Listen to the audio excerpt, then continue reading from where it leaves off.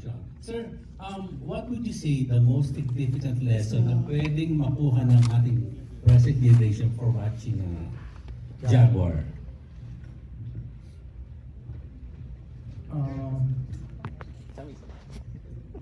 Ano nga ba? Nung pinapanood ko kanina yung pelikula, hindi ko siya nakikita as luma na pelikula. Yung Great Divide between the rich and the poor, parang nakikita ko pa rin ngayon kung paano naman namamanipula, na-exploit, nagagamit ng mga makapangyarihan, mayaman, yung mahihirap. Nakita ko pa rin siya.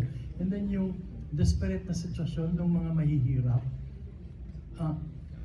sa karakter na lang ni Anita Linda, yung nanay, kitang-kita mo yung paghihirap, and yet yung dignidad ng babaeng Pilipina.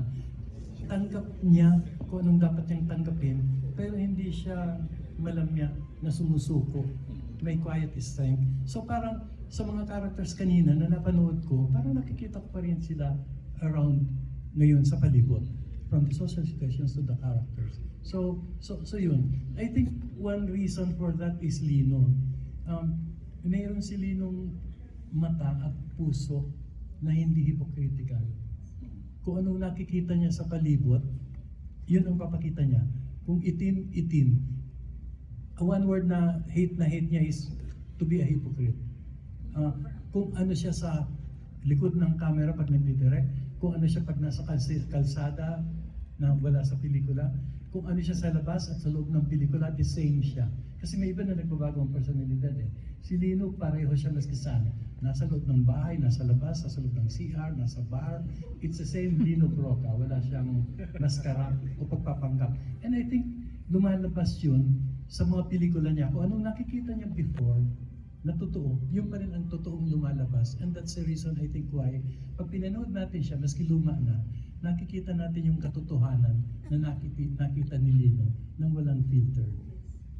Okay. Sir, halimbawa, may Last question po. Sir, halimbawa may plan for this movie to be gawing remake, will you support it?